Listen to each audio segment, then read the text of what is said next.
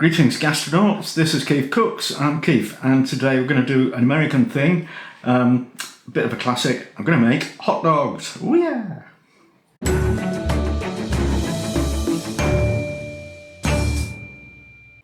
Rumour has it these were invented around about 1870, and certainly they featured in the 1893 Chicago World's Fair, if I recall correctly. It's very simple. It's a German type sausage like a Frankfurter or Bratwurst in a long bun with topping which is usually something to do with onion and also mustard, and sometimes, although some people think this is controversial, ketchup. Anyway, I've inspired to do this because we went to a local community event last weekend or the weekend before, and there was a bit of food being created. In fact, it was hot dogs or burgers by volunteers who are not expert cooks. That's me being diplomatic and generous, but you know, it was food, it was edible, it was okay, but it could be better, and especially the onions. I have a long-standing kind of food memory of the onions for hot dogs. Wherever they were, like a fairground or a market or a street stall, you could smell the onions from a long way away, and it was delicious.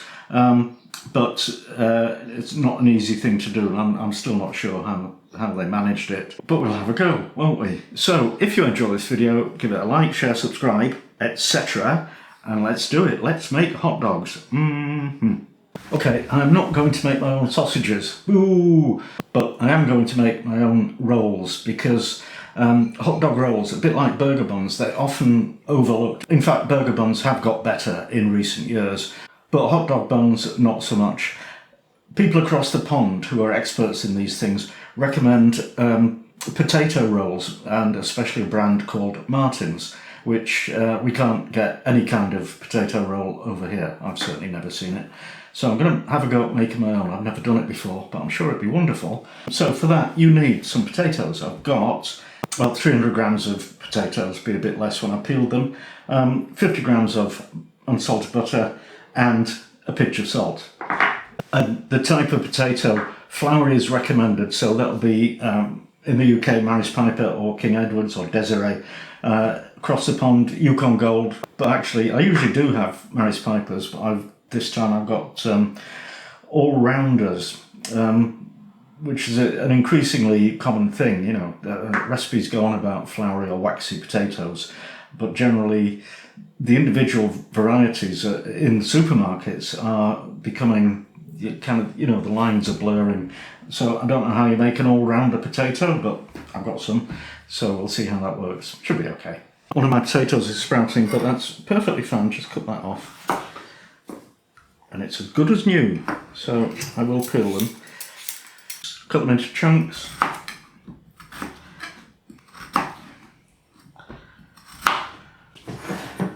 Pop them in a pan.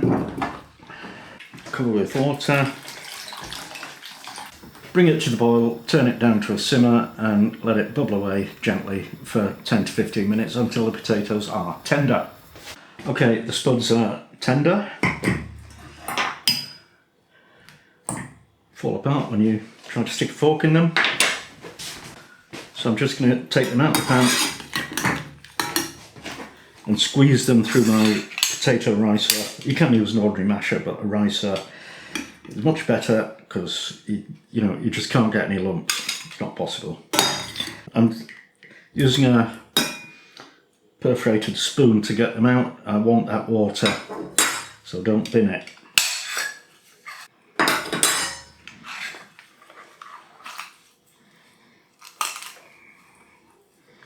Right, just whiz it round with the fork and pop the butter in.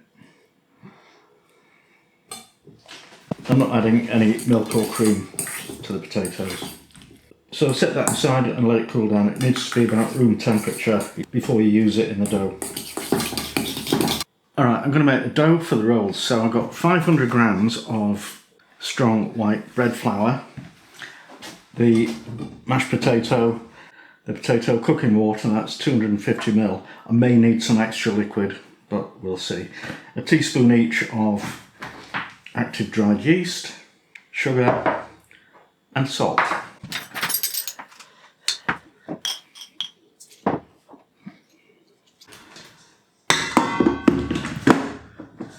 we'll just mix those with the paddle attachment.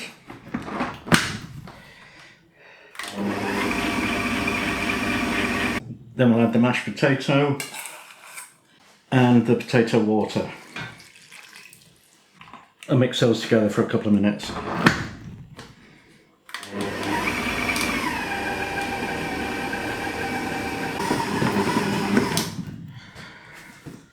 Whew.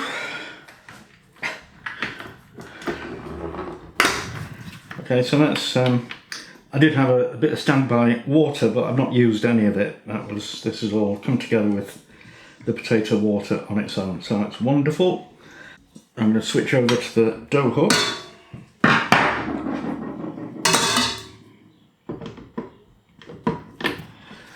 And let that chug away for about 5 minutes.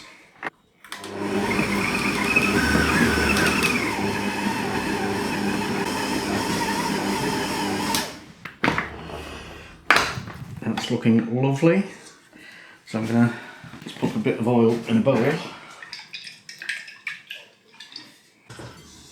and put the dough in. And then cover it with plastic film and leave it in a warm place to rise. It needs to double in volume, and that'll take an hour or two. Okay, I'm going to do the onions now. So I've got 250 grams of small onions, 60 grams of unsalted butter, and a teaspoon of white miso paste to give it some umami. So this isn't your traditional caramelized onions, and it's not your boiled onions. It's something halfway between each, kind of, I think. So what we need to do is top and tail the onions, peel them, and thinly slice them.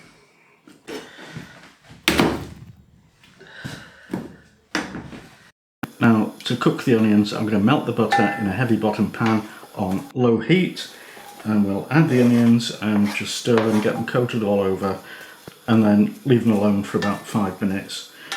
While that's happening, we'll mix the miso paste with the same volume of warm water.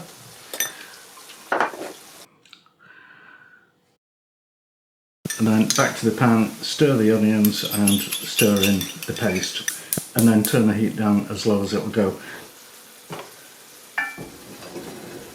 Actually, I decided it would be better to put them in a low oven, because even on the lowest flame on the hob, they were starting to burn. So I put the cast iron thingy with the lid on in the oven for about half an hour, and then checked it, and then gave it more time.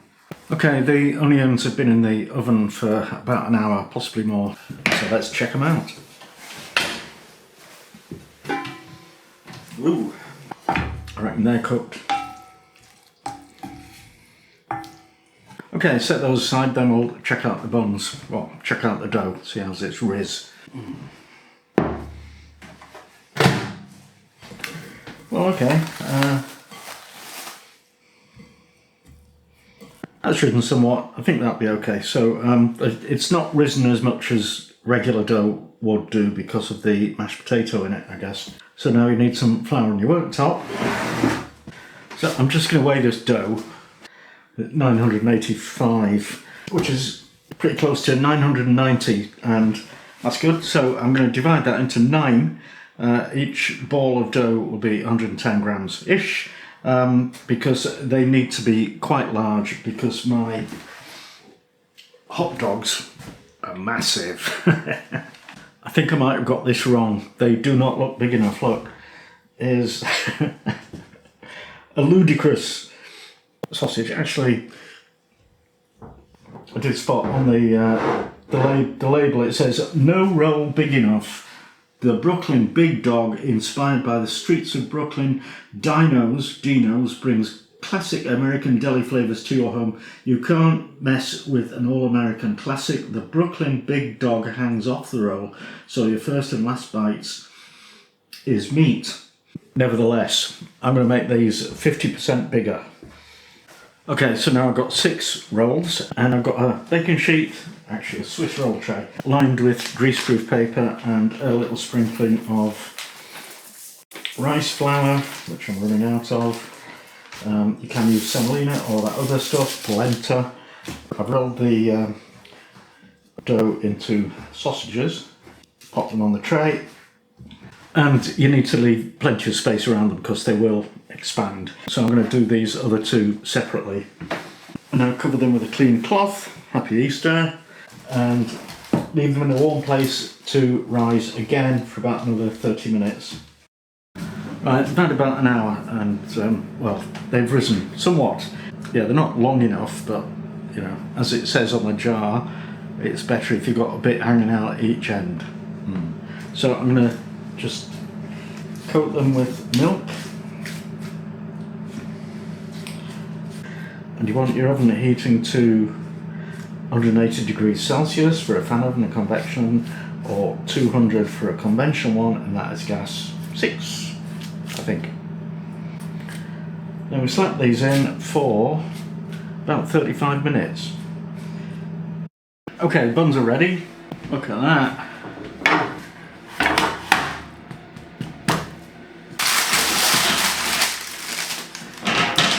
So we'll pop those on a wire rack and let them cool down. Sadly, that means it'll be tomorrow morning before we get our hot dogs because, you know, it's late. Okay, it's the next day and I'm quite excited. I have never had a hot dog for breakfast before. So, yeah, a bit weird, but there you go. So I've got the onions reheating on a low heat. And I was wondering what was the best way to actually cook or warm up the sausages. And the instructions on this one say just put it in warm water for 5 to 7 minutes. Do not boil. So that's what I'll do. You look online, there's any number of ways you can heat these things, from microwaving, not recommended, air frying, grilling, broiling, yeah, slow cooker. But I'm going to do what they recommend because they should know. By the way, these sausages contain 75% pork. I did look at labels quite closely when I was buying them because, well, some of them, they were like 38% unnamed meat. Some of them were mechanically reclaimed chicken and turkey. My God. So, you know, pretty disgusting. But these should be wonderful. So, yeah, well, let's go on with it. I'm just cooking 2 hot dogs at the moment, so I've got the frying pan, put a couple of sausages in and top it up with warm water, and then we'll just turn on the gas and let that simmer for 5 to 7 minutes. Also, because I made the buns yesterday, they're not as kind of soft and squishy as I would like, so I'm going to put a couple on a wire rack over the water and just let those steam for a couple of minutes, and that should soften. Assemble the hot dogs. I put a bowl over the buns to keep the steam in. Don't know if that was a good idea, but yeah, they feel okay. So I'm going to cut them on the side and just try and leave a hinge. Some people use a top loading version, but I'm not. So much for the hinge.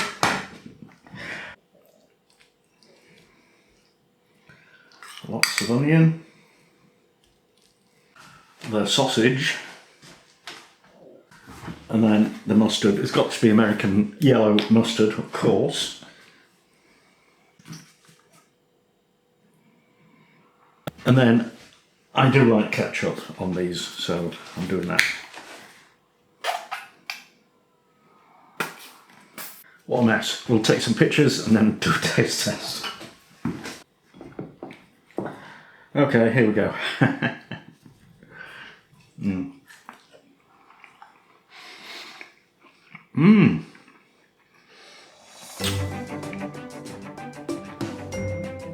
Wow, that is wonderful.